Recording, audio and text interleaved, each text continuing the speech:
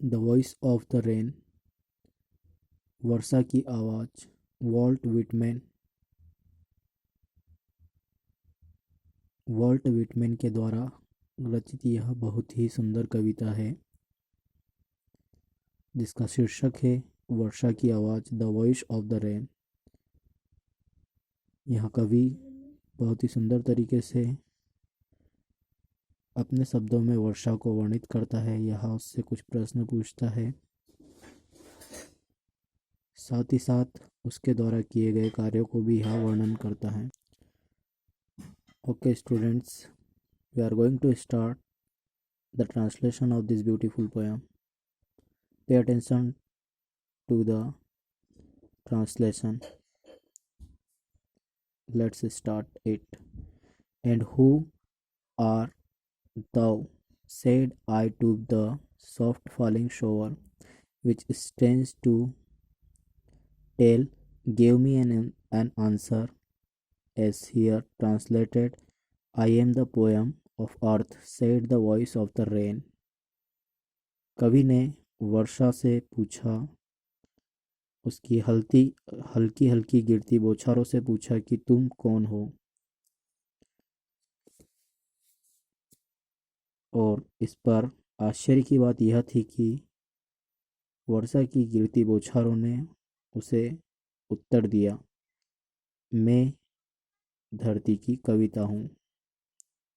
इस प्रकार से वर्षा कवि के द्वारा पूछे गए प्रश्न का उत्तर देती है। आगे की लाइंस को पढ़ते हैं और उसका ट्रांसलेशन करते हैं। Eternal I rise impalpable out of the land and the bottomless sea, upward to heaven, whence vaguely from thee, altogether changed and yet the same।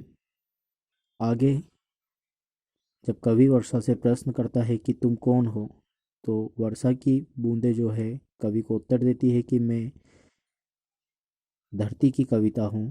और साथ ही साथ वह मतलब वर्षा की बौछारें आगे और कहती है कि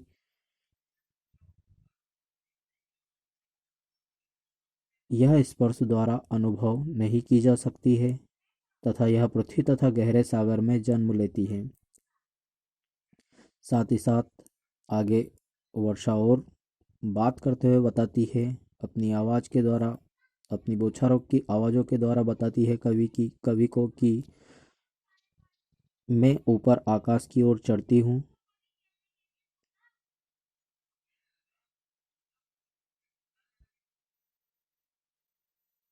आकाश की ओर ऊपर चढ़ती हूँ और वहाँ जाकर मेरा रूप पूर्ण तरीके से बदल जाता है।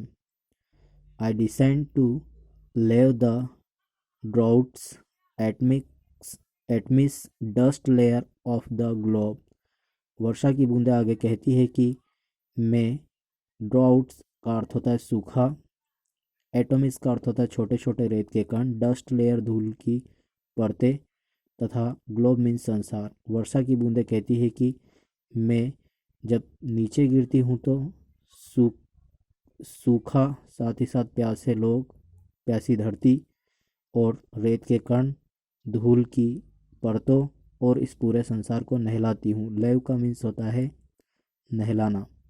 And all that in them without me were seed only latent unborn. Latent means छिपा हुआ, अनबोर्न अजन्मा।